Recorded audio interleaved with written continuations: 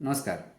मुख्यमंत्री लाडकी बहीण या योजनेमार्फत महाराष्ट्रामधील अनेक महिलांना आर्थिक लाभ मिळत आहे. या योजनेत काही महिन्यांपासून के-वाय-सी करण्याचं चालू आहे. यामध्येच काही अडचणींची बाब ठरत आहे काही महिलांना.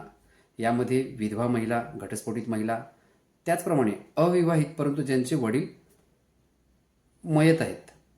कारण का या योजनेसाठी पती पत्नी दोघांच्या आधार कार्डचे के-वाय-सी करण्यात सांगितलेलं आहे. त्याचप्रमाणे अविवाहित असेल तर स्वतः लाभार्थी महिला, त्याचप्रमाणे वडिलांची के-वाय-सी सुद्धा.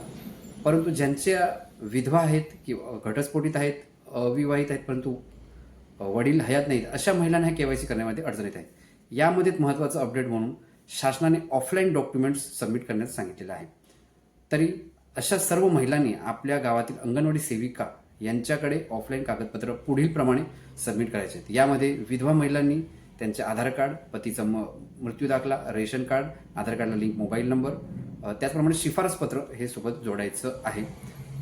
घटस्फोटित महिला ज्या आहेत त्यांनी आपले आधार कार्ड, घटस्फोटित कोर्टामार्फत जे झाले त्यांचे कोर्टाचे कागदपत्र, त्याचप्रमाणे आधार कार्ड, आधार कार्डला लिंक असलेले मोबाईल नंबर, रेशन कार्ड आणि शिफारसपत्र हे जोडायचं आहे.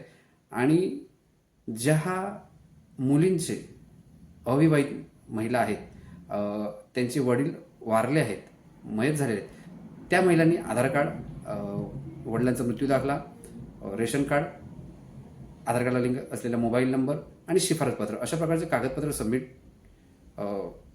आपल्या अंगणवाडी सेविका यांच्याकडे करायचे आहेत. म्हसळा तालुक्यातील म्हसळा तालुक्यामधील नागरिकांसाठी, महिलांसाठी ही सुविधा आहे की जर का आपण कामानिमित्त कुठे बाहेर असाल, इतर तालुक्यातील, इतर जिल्ह्यात किंवा इतर राज्यामध्ये आणि आपल्याला के-वाय-सी करायची असेल तर सप्तरंगीमार्फत ही आपली के-वाय-सी ऑनलाईनच्या माध्यमातून करून देण्यात येणार आहे. आपण आपले कागदपत्र आपल्या व्हॉट्सअपच्या माध्यमातून पाठवू शकता. आपण ते सबमिशन तालुका ऑफिसमध्ये करणार आहोत. यासाठी आपण काही स्क्रीनवरती आपले नंबर देण्यात येतील, त्यावरती आपण कॉन्टॅक्ट करायचा आहे. तर या व्हिडिओला जास्तीत जास्त लोकांपर्यंत शेअर करा.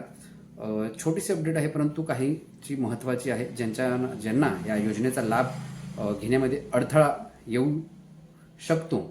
कारण का आपण जर वेळेमध्ये हे कागदपत्र सबमिशन नाही केले तर आपली योजना येणे बंद होऊ शकते. तरी या अशा महिलांपर्यंत माहिती पोहोचवण्यासाठी आपण गावोगावी या व्हिडिओला शेअर करणे, त्याचप्रमाणे शासनाच्या अजून काही योजना ची माहिती मिळवण्यासाठी, त्याचप्रमाणे करून घेण्यासाठी आपण या यूट्यूब चॅनलला सबस्क्राईब नक्की करावे.